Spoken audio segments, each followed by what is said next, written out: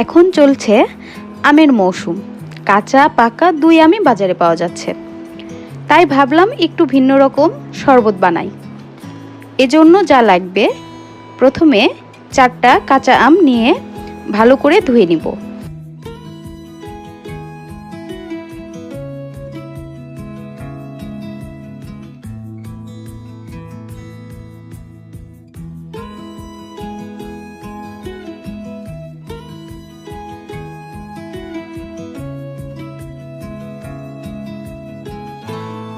এরপর প্রেসার কুকারে দিয়ে পরিমাণ মতো পানি দিয়ে ঢাকনা দিয়ে ঢেকে 3-4টা সিটি দিয়ে নিব।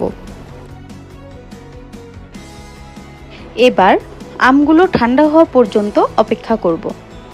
এখন আমগুলো ছিলে নিব। আটি থেকে আমগুলো আলাদা করে নিব।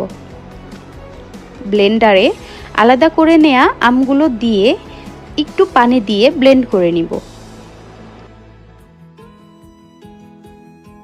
এবার একটা কড়াইতে 1 চা চামচ ধনিয়া, 1 চা চামচ জিরা, 2টা শুকনা মরিচ, 1 চা চামচ মৌরি হালকা করে টেলে নিব, যেন পুড়ে না যায়।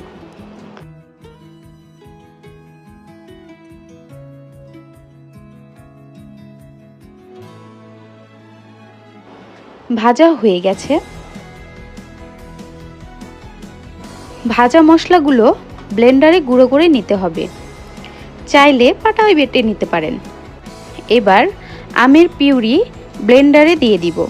পরিমাণ মতো পুদিনা পাতা, ভেজে নেওয়া মশলা, 1.5 চামচ বিট লবণ, পরিমাণ মতো লবণ, স্বাদ অনুযায়ী চিনি আর সামান্য পানি দিয়ে সব কিছু ব্লেন্ড করে নিব। ব্লেন্ড করা হয়ে গেছে। এবার একটা বাটিতে সবগুলো পিউরি ঢেলে নিব। একটা গ্লাসে 3-4টা বরফ কুচি, 4 চা চামচ আমের পিউরি আর 2-3 ফোঁটা সবুজ ফুড কালার। ফুড কালারটা অপশনাল। পরিমাণ মতো পানি দিয়ে দিব। একটা চামচ দিয়ে মিক্সড করে নিব। ব্যাস, তৈরি হয়ে গেল কাঁচা সেদ্ধ করা আমের মজাদার শরবত।